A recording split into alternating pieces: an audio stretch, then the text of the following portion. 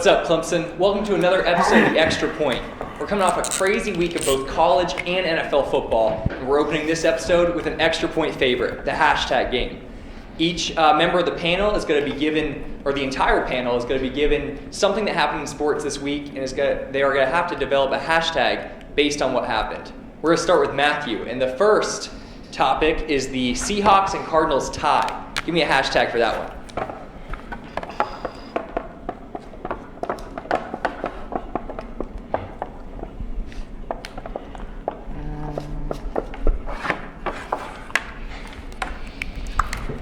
All right, I guess I'll start this one off. Hashtag craziest game ever. I mean, I'm just gonna put that out there. In my entire time of watching football, which has been about 6 years, I've never seen a crazier game, just in my opinion, than that. Even the Hail Mary, Aaron Rodgers last season, the Hail Mary no call, I think 2 or 3 years ago with the Seahawks and the Packers. This is the craziest game. How did two kickers miss a 29-yarder and a 27-yarder?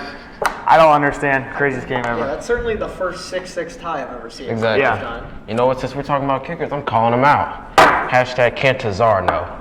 Don't do it.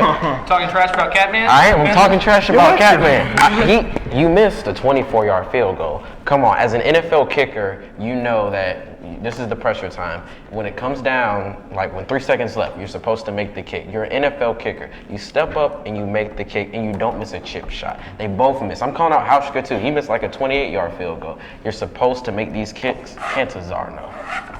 It's a good one. Mine is what even? I just can't really comprehend this game. I mean, I know both teams are very good defensively, but I still expected some offensive, power going in. You have Larry Fitzgerald, you have John Brown, Jerron Brown, you got Carson Palmer played, right? Definitely. Yeah, he played. Russell Wilson, Jimmy Graham. Exactly. I mean, I don't care how good your defense is. Someone's got to score a touchdown among those players, but nobody did. And then, of course, you got the kickers missing the field goals, which, do your job. Exactly. Do your job. My hashtag is that's the best way I can pronounce that, because this game nearly put me to sleep.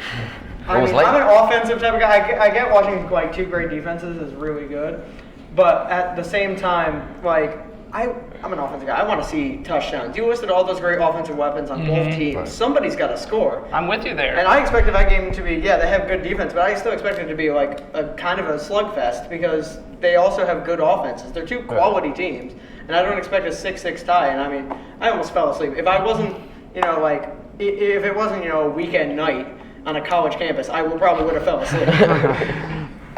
Arguably one of the craziest games of the weekend is Penn State upsetting Ohio State. Definitely did not fall asleep for that one. What's the hashtag for this one? And we're going to start with you, Tom.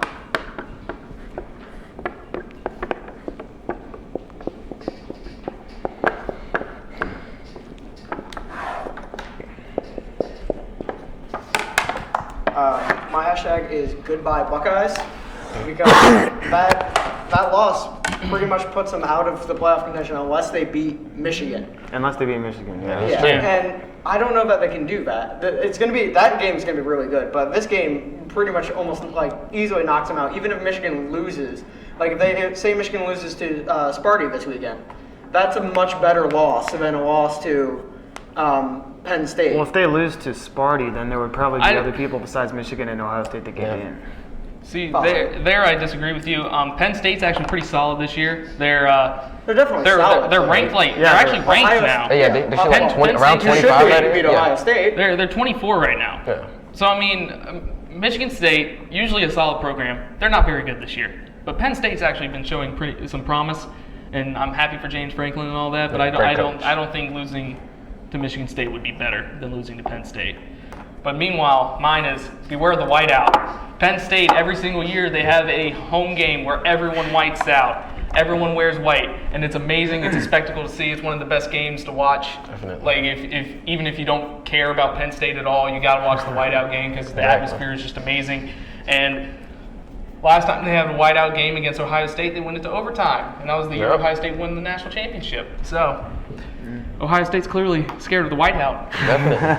Well, I'm going to go with the same kind of thing right there. You call this a happy valley? This was not a happy valley for Ohio State. that night. I'm going to put the blame on Urban Meyer on this time because I don't think they used JT Barrett in the right way.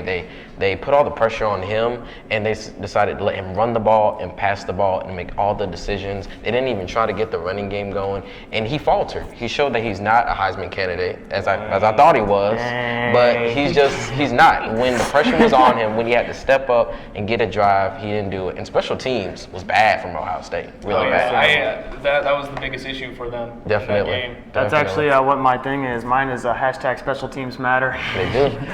That blocked field goal, Ohio State, I think they would have gone up, or they would have built on the lead, and then Penn State just took it back. That's basically when I turned on the TV. I turned on the TV 2 plays, and then that happened. I was like, wow, I tuned in on the right time. So I think that was obviously one of the biggest turning points. From 3 to 7. That's a 10-point swing. Not a lot of people realize that special teams are very important. Special teams. I'm an Eagles fan, but that's where we score anymore. Not a lot of people know that. Not a lot of people realize that Clemson wouldn't have won a national championship if we had better special teams. Yeah. So, we don't want to go there, though. Hey, I'm just saying, special teams matter. Yep, Hey, Tom, speaking of the Eagles, snapping the Vikings winning streak. What a game. Give me a hashtag for that one.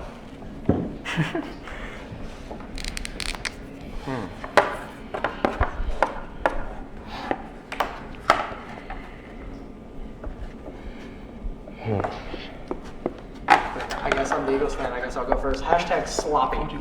I mean, it was Bradford being Bradford again.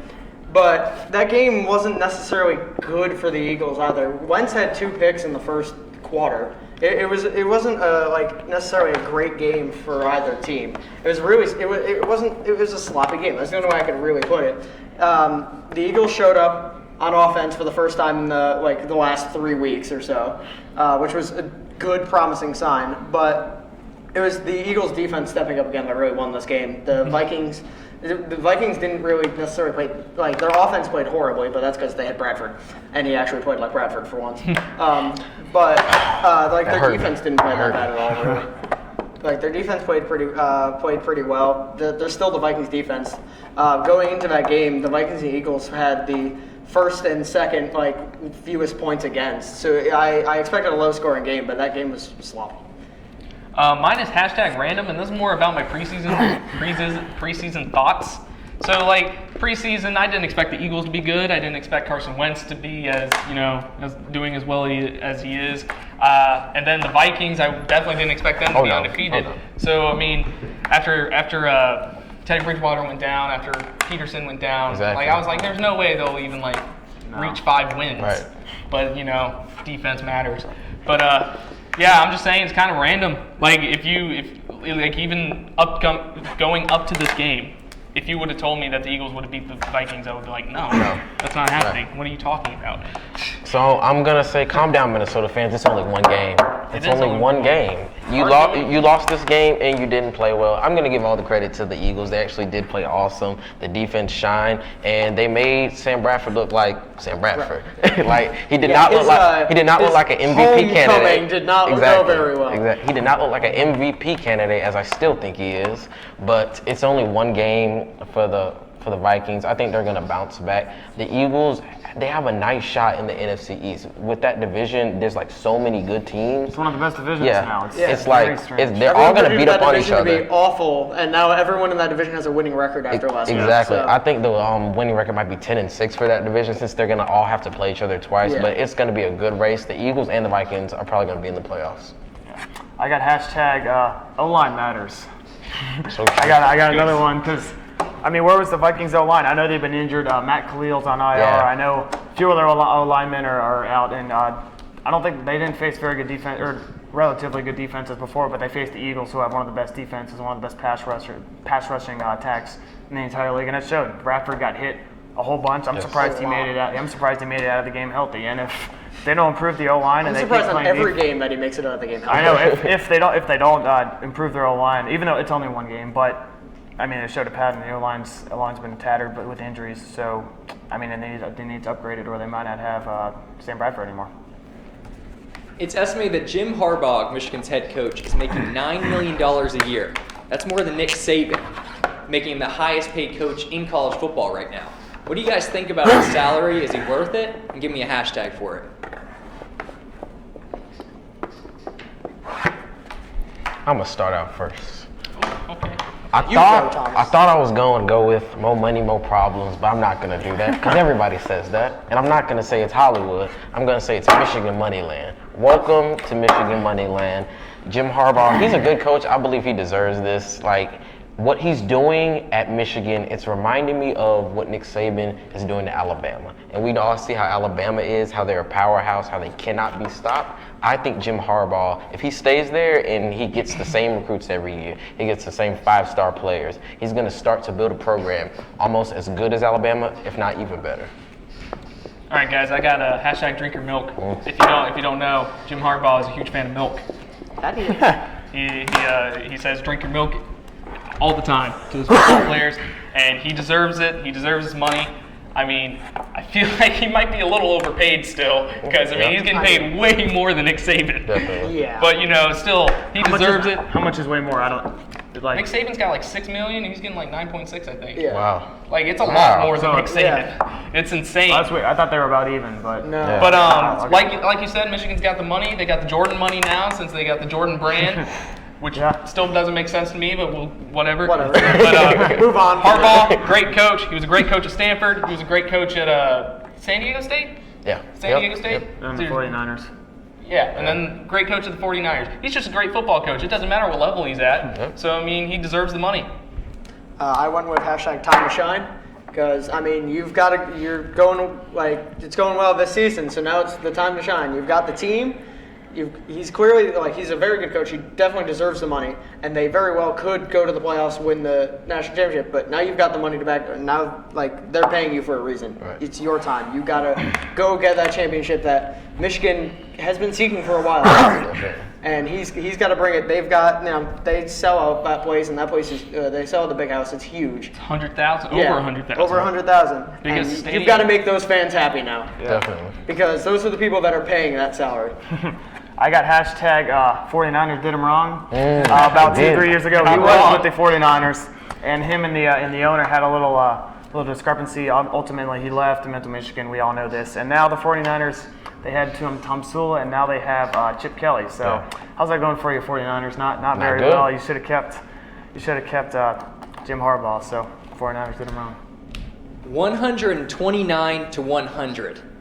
Never would have guessed that. The Spurs lay waste to the Warriors. 129 to 100. The NBA season is just kicking off. Give me a hashtag for that game. And what do you think about the Warriors this season? All right, I'll start it off since I finished first. I went with hashtag Fast. well, I already had a thought. Hashtag 81-1 because it's just the first game. The Spurs are a great team. 81-1. I don't think they're going to go 81-1, but they still have the possibility. Anything is possible in the NBA. Who would have called the Warriors out a couple years ago with like breaking out of virtually nowhere? I mean, everyone knew they had talent, but they still exploded on the scene. So anything is possible. We never thought they would get to 73 last year, which was impressive enough. They've got the talent. They've got KD now. I mean, it's still very much a work in progress. You lost to a good team. Right. The Spurs, they're old, but they're still a great team because they play really well together, and they have probably, in my opinion, the best coach in the NBA. Spurs are a top 3 team in the entire NBA. So that's not a bad loss in any way. I mean, you still 129 to 100. It's opening night. Everyone. Usually good teams deliver, the Cavs deliver, but it's okay to falter on opening night, really. You've got 81 more games left. You could still go 81-1. Do I think they will? No, but they still can. All right. I think I'm going to go next. I thought this was funny. I got hashtag Russ You Up. I don't know if anybody else saw that on Instagram. I thought it was the funniest thing ever. It was a picture of Kevin Durant with his phone texting Russell Westbrook asking if he was up, maybe thinking about going back to the Thunder. But obviously that's an overreaction. It's only one game. And the Warriors are going to get better. They're going to mesh and everything. But I thought that hashtag was really funny. So I'm going to go with hashtag it's broke. I don't know if you saw, but on Twitter, Draymond Green's mom was like, it's broke. She was calling out that they sat Draymond in the fourth quarter. Well, the game was gone from the beginning. The Warriors didn't come out. They came out flat, but I understand it's opening night. But right now, it seems like it's broken. It doesn't seem like the team has meshed together just yet. And the Spurs, that's going to take some time, especially when you're playing real games that matter now. Yeah, but definitely the Spurs came out. They played a great game. They're a great team. We all know the Spurs are great. But right now, it doesn't look good to me right now. For some reason, I don't have a good feeling about the Warriors. All right, mine is no biggie because fantastic thing about basketball is it's a long season, and my thing. long. That's debatable, but Baseball's too long. Baseball's definitely too long. Anyways, but the thing about baseball, basketball, hockey, there's so many games and people overreact after the first game all the time. My thing about this is I feel like the Warriors just haven't clicked yet. You know, I just feel like they don't really know what their roles are yet. Right. And the Spurs with Popovich, Obviously they do. they always know their roles. But I think they're trying to figure out like what to do with Durant and what to do. Just get the glue. Get glued. That was a terrible way to say that. But get glued, Warriors. You know what I mean? Yeah, get glued. glued. That should be the hashtag. But it's no biggie. Calm Looking down, forward everybody. to this weekend in college football, we got a couple top 20 matchups. The classic Michigan-Michigan State matchup, Michigan traveling to Michigan State. And I want to hear, no white words, I just want to hear what you guys think about these matchups, starting with Michigan traveling to Michigan State. well, if somehow it is at Michigan State, home field advantage is a very big thing. We all know Michigan's probably going to win this, but if somehow Michigan would lose this game, then it wouldn't forgive Ohio State losing to Penn State, but obviously it would kind of balance them out. Like Michigan's up here, Ohio State's right here, so it would balance them out. And then when they played each other, obviously the loser wouldn't get in, the winner would probably get in, unless something crazy happens, which it is college football, so anything could happen. But I think that could be an interesting game. So. Well, last year it was a great game. We all saw how good that was. This year's a different story. Michigan State sucks. They're 2-5. Their defense gives up 54 points to Northwestern. That's insane. Michigan's gonna run over them. It's not even gonna be close. I don't care if it's in Michigan State. Michigan's gonna win. I mean, honestly, usually I would be like, yeah, I'm all for Michigan State because Right. I love Michigan Tom State. Izzo. Tom Izzo. Totally Tom Izzo. But you just can't deny it. Michigan's good. Michigan State is not so good. Yeah. So I feel like Jim Harbaugh is going to drink his not chocolate milk, regular milk. Regular milk. No chocolate. Drink your milk. He's going to drink his milk. Have a mug drink. And Have a mug the only reason I would even think this game would be close is just because it's a rivalry. Yeah. That's the only way I can think. But apparently Michigan players were checking out of their game last week and checking into this game, so I don't think it's going to be pretty. I'm gonna paraphrase a good old Moneyball. There's Michigan. Mm-hmm. There's the rest of college football. There's 50 feet of crap. Then there's Michigan State. And this game is not going to be close. I know it's a rivalry game that gives Michigan State a lot of motivation, but let's be real here. It's Michigan's really, really good, and Michigan State is just the exact opposite. And I don't see Michigan State standing much of a chance. But to build off what you said, Matthew, if Michigan State somehow screws up and actually wins, then that really Michigan State is screwing up. They screw up and actually win. they ruined everything. Because they would definitely mess things up a lot, because then you would have Ohio State, Michigan evened out. Right. Which puts even more emphasis on that game at the end of the year. But also, I think Ohio State starts to play Michigan State, right? Yeah. Yeah. So then that puts a lot of pressure on Michigan State, because it shows, it gives them an example like, hey, maybe we can beat Ohio State too. I don't know if that's pressure, Yeah. though. I think that's more motivation. It's more, Yeah. motivation is the better word, but it gives them motivation to try and go out and give it to Ohio State as well. And if they beat Ohio State, then everything is really. I don't know if I see Michigan State beating Ohio State and Michigan in the same season. I'm just No, throwing it out. they would be lucky to get one. I'm throwing it out as a possibility. Okay. I don't think either of it's happening. Yeah. I mean, that's what I thought last year too. There was like, Yeah. there's no way Yeah. Michigan State can beat both. But Michigan State is a lot worse than they were last year. That's so, also very true. I mean, so It could be like us in South Carolina last year. That was, even though it was basically a two-score game and they scored a Definitely. garbage time touchdown. yeah, I mean, Yeah. rivalries. Rivalry, Never it discount means rivalries. something. These guys grew up together. These guys recruited to try to go to the same schools. They went to Yeah. high school together. Yeah. Like, it means something. Yeah, to like them. if South Carolina beats us this year, it's going to be a successful season for them. Definitely. They don't care. That's their And- Super Bowl. And Exactly. it's also more than just rivalry. It's you not just get the rivalry aspect, you get to play the role of spoiler. Exactly. Because Yeah. Michigan State knows not only is this the battle for Michigan, it's, hey, if we beat them, we can totally screw up any chance they have of getting into Right. the playoff. And they're 2-5, and they're not going to a bowl game this year. They're definitely not. So this is they like still could. 2-5. They have to win out. They just got to go 6-6. They just got to go 6-6. They go 6-6. Anybody can get to a bowl game these days. Really, yeah. Anybody. I mean, that's true. But that's a whole nother conversation. A 5-7 Michigan State. A 5-7 Nebraska got to a bowl game last year, which is true. ridiculous. Yeah. But yeah.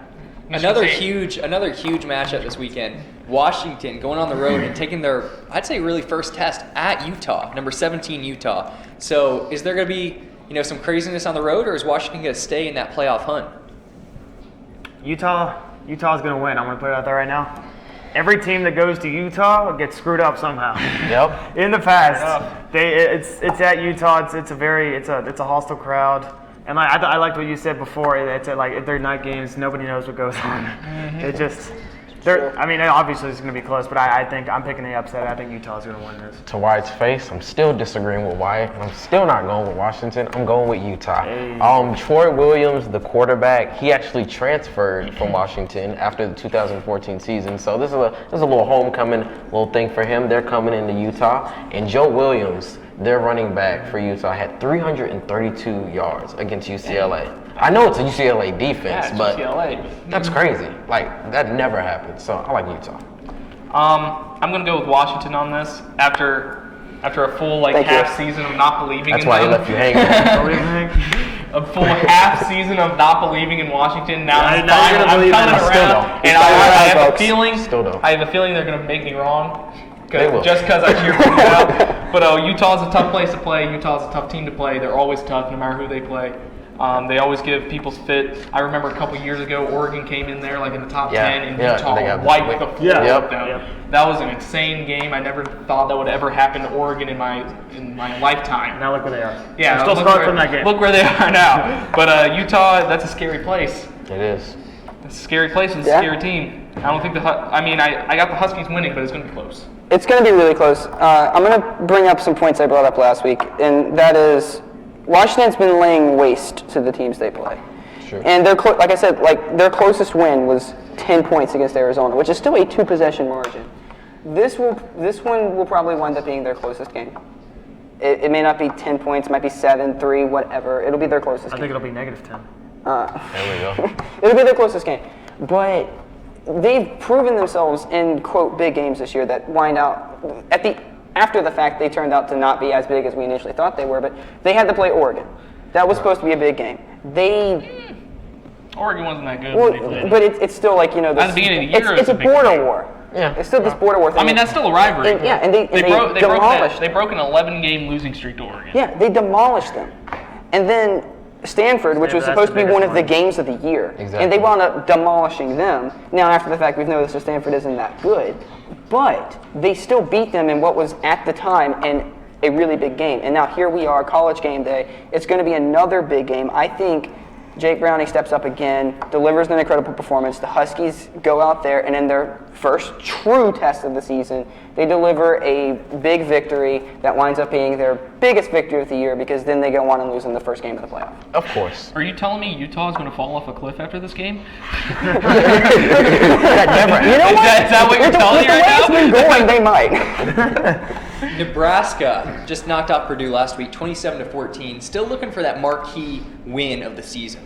And they're going to have their first real tough test of the year, because they have to go at Wisconsin this week, and I can't really see them getting past that. And you guys sway me in the other direction?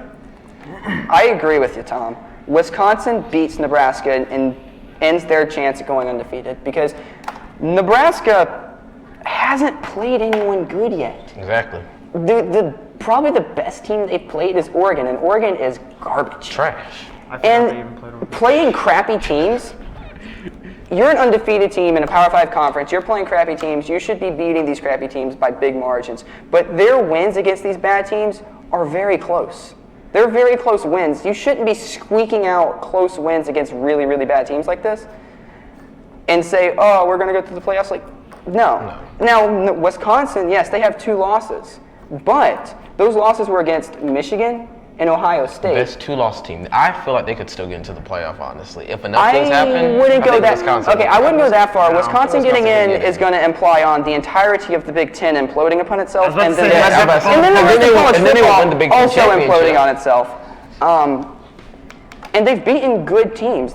Well, I say good, but they've got some big wins in LSU and MSU. I mean, at the time, LSU was this huge game, and they came up big. And then MSU, again, a division opponent, they beat them.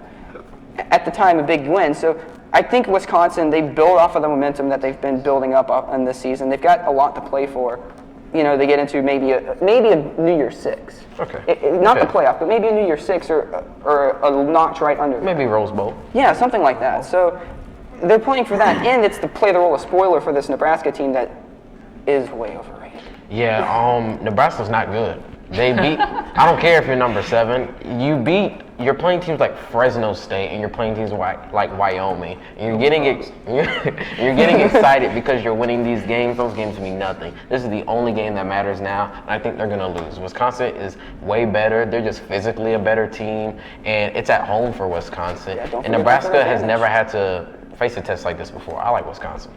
Yeah, I agree. I mean, you said, I mean, Nebraska's still good. They're 7, Yeah. but I mean, they haven't been able to prove themselves really, and this will be a big chance to prove themselves. If they beat Wisconsin, obviously they'll move up, and maybe people like us will think they're for real. But I don't see that happening. I mean, Wisconsin, they beat LSU, they beat Michigan State, like you said, and like Nebraska, they beat Purdue by like 2 touchdowns last year, and last week, and they just fired their head coach. Purdue did. So like, yeah, I agree. I think Wisconsin's going to win. Nebraska is pretty overrated, kind of like Tennessee.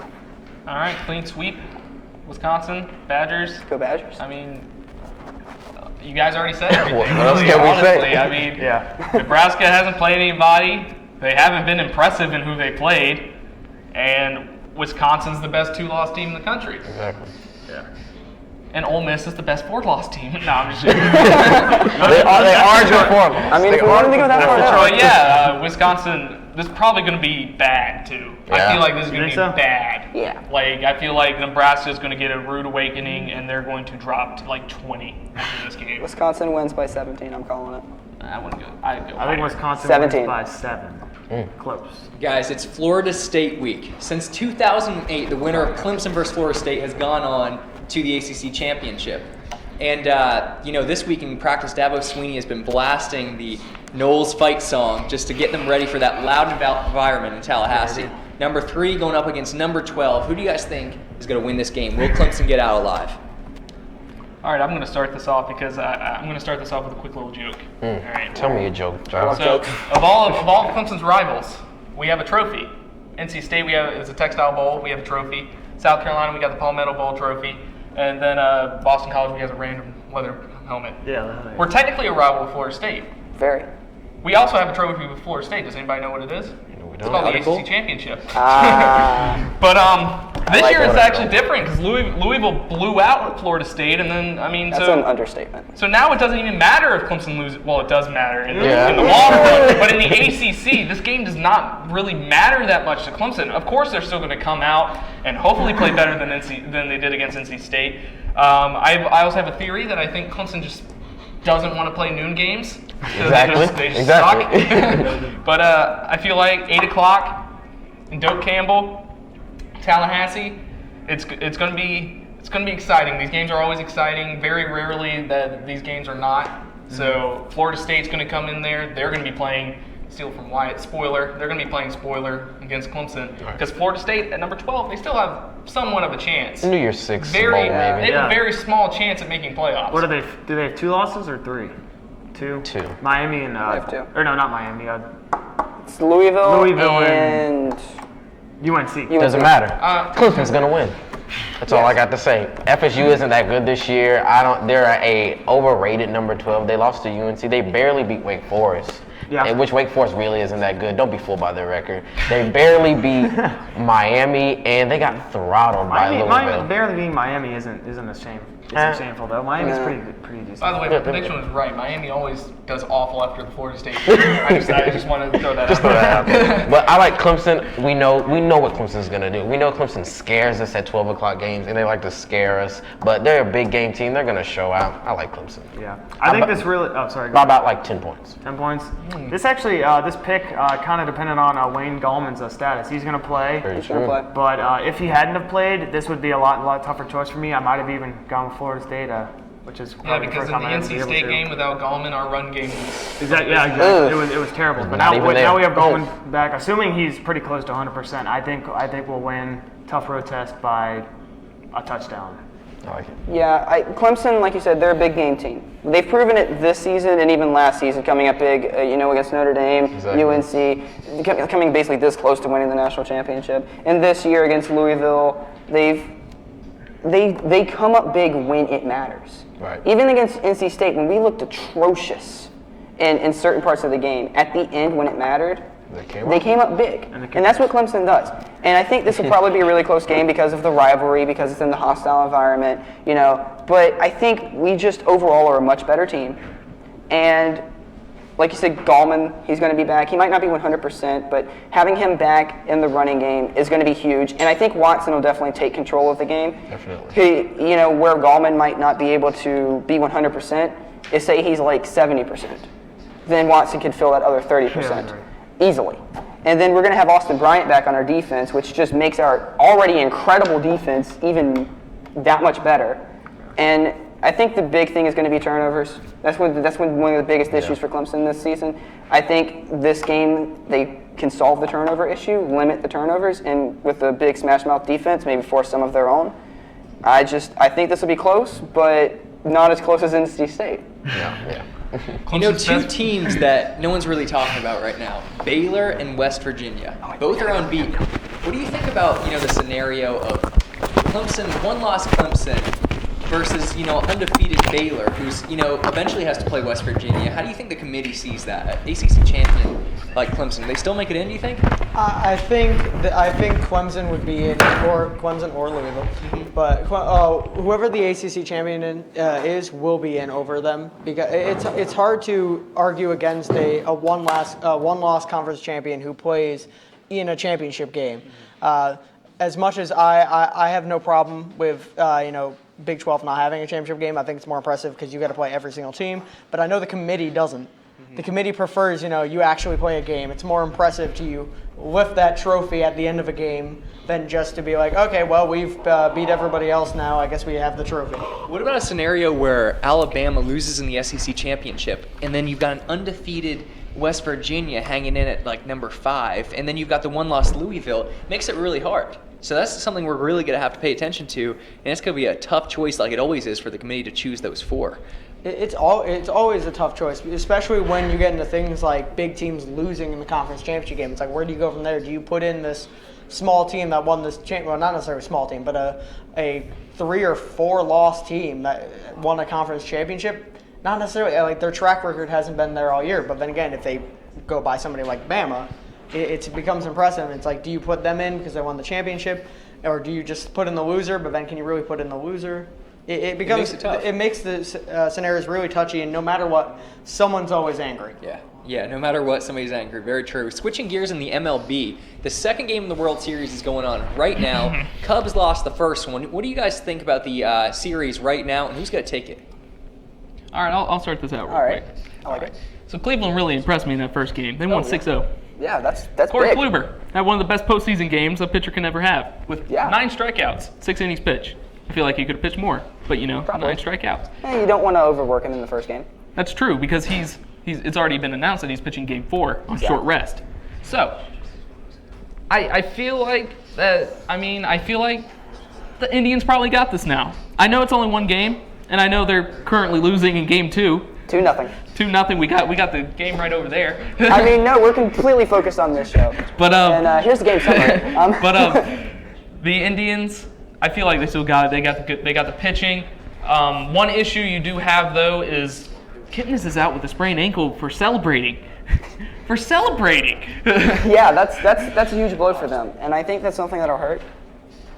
This series is one that was really tough for me to pick. Because tough for everybody. Both teams are so good. Yes. And you want to see both of them win because they're just both deserving of this. Especially just looking at their fan bases. These are the two teams that have suffered the most. Now that the Red Sox have won some World Series, these are the two teams that have suffered the most in the MLB. I forgot what it was, but it's like a combined 184 years without a World Series win. That's insane. I mean, you're talking about a ton of misery and sadness here. But as good as the Indians are, I think I got to give it to the Cubs in 6. Okay. Because, yes, the Indians have a better bullpen. But the problem is with that, they're going to overuse them. They've already been using this bullpen a lot this postseason. And I know you've got some workhorses in there. I know they're going to give it their all, but at the same time, you're going up against one of the best offenses in all of baseball. And they've been working so incredibly hard, little rest, going a lot farther into games than they normally do. And now they're going to have to do it in an even bigger stage, especially if when they go to Chicago in a hostile environment. I think they're going to wind up overworking this bullpen a little bit and maybe taking a little bit out of them, and it's going to really affect them towards the end. And also, I think the Cubs just have a better starting rotation. Yeah, they got John Lester, they got Jake Arrieta, Kyle Hendricks. Lester didn't look as good last night in Game 1. But he's still pretty good. They also have John Lackey. They also have, Lackey I think is a little overrated, but he can come up big at times when it matters. But I think the Arrieta-Hendricks tandem, that's going to be huge for Chicago. Because Hendricks has just been unstoppable. And Arrieta this season, I know he hasn't looked like his former self like we saw last season, but he still has a no-hitter this season. I mean, he's still pretty good. He's still one of the best pitchers in baseball right now. And I got to give him props on the no-hitter. He no-hit my Reds. Which isn't that big of a deal. You act like that's an accomplishment. It's not that big of a deal. The Reds were trash this year. But I still love them though. But another thing about the Cubs, and I know I chose the Indians to win, but that's like very close. I think this is going 7 games. As much as I would love for the Cubs to win in 5, win it in Wrigley. If they're gonna win it, they gotta win it in Wrigley. But I wish they could. But All-Star game. God.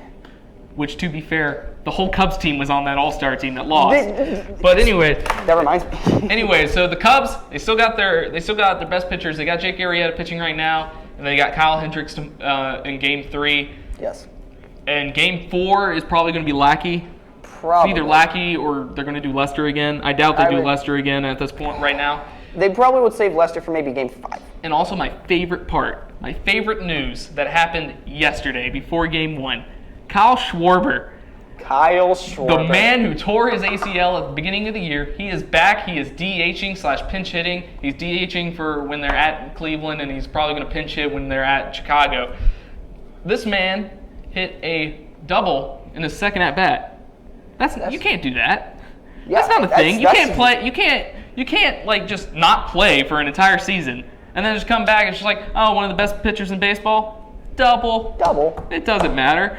I'm Kyle Schwarber. He's Kyle Schwarber, and he does what he wants. Last year alone, Kyle Schwarber had 7 postseason home runs. My fantasy scenario right now is Kyle Schwarber hitting a game-winning walk-off home run in Game 5 for the Cubs to win. I think that's very possible. Maybe not even Game 5, but I think it's very possible that Schwarber hits a walk-off home run to clinch the series. Because he's the Cubs' X factor right now. Because he's a wild card. I like it. Wild card. I like it. Because the Indians have been preparing for this Cubs team. They're pitching. And on the pitching side of things, they've been preparing for this offense. Like I've already said, one of the best in the league. But Schwarber's been out with the knee injury, and they didn't think they had to face him. And all of a sudden, oh hey, by the way, Cleveland, we've got Schwarber back. Good luck with that.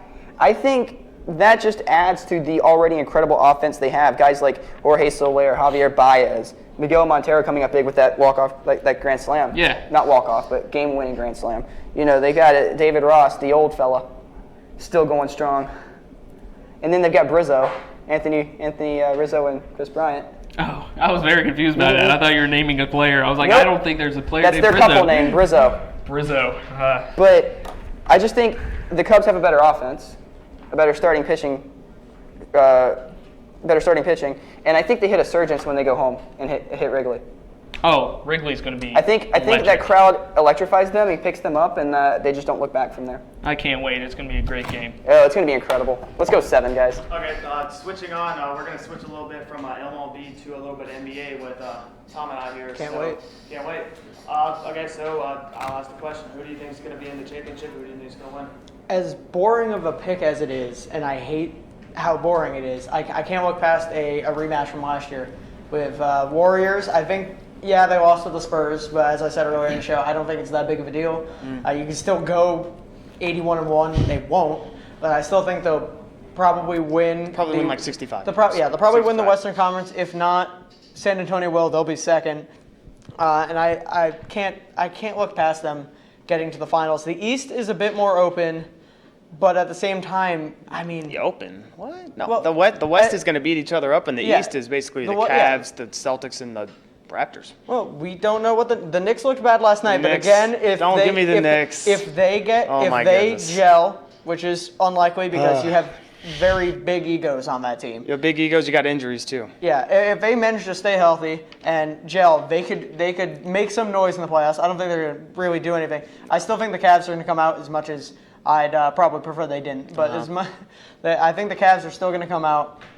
You can't look at LeBron, Love, and Kyrie. Their first season didn't go so well, but since they've really got it together, they're pretty unstoppable. And it's funny because you said not well. It's basically taking the Warriors to 6 games. I guess that's not well in the finals. That's how high standard we have a LeBron team. But anyways, I'm going to change it up a little bit. I'm going to pick the Cavs in the East because, like I said, the East is basically the Cavs, the Raptors, Celtics, and then the Raptors can make some noise, but I don't know if they can get past the Cavs. Yeah, I mean, it'll probably be Cavs and Raptors like last year in the conference finals, but the Raptors are no match for the Cavs in the playoffs. But I have the Spurs. I'm not just saying that because they beat the Warriors yesterday. I don't. Every year they're a good pick. Every year, yeah. Top 3 in the conference guaranteed, and that's if they have a real struggle and finish third. Yeah, I mean they're the best passing offense. They know what they're doing. They have a few new. They have Gasol is new. I think everyone else is pretty much the same. But Gasol worked the triangle in LA. He can pass. He's a very good passer. He's what Popovich needs. He's a very good passing big man. He's basically just a better Diao. Oh, yeah, a lot better DL.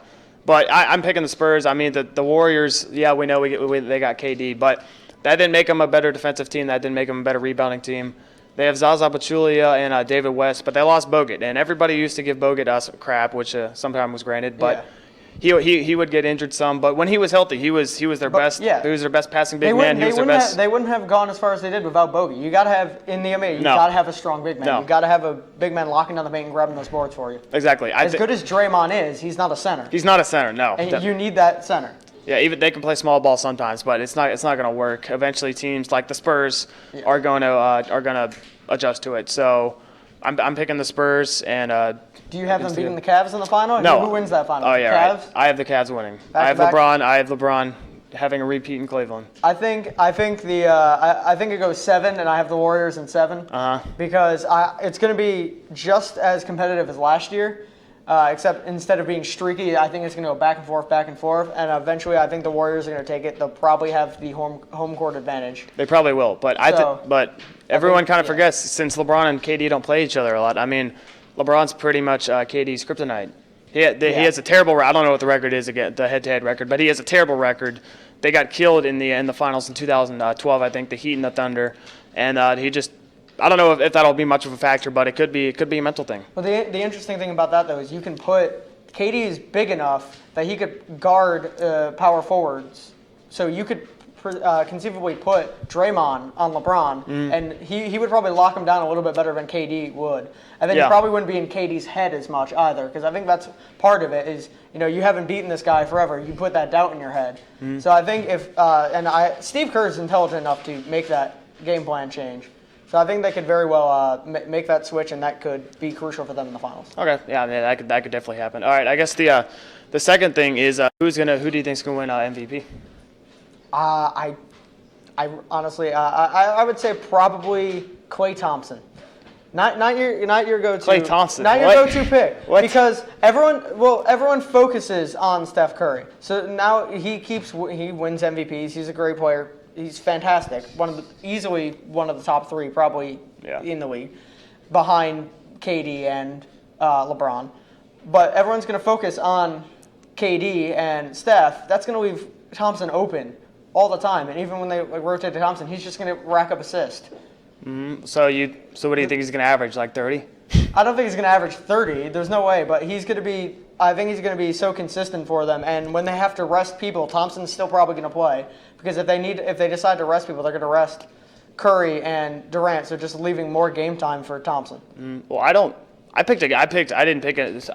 I didn't pick anybody on the Warriors because they're basically going to cancel each other out. You only have one ball. You only have 48.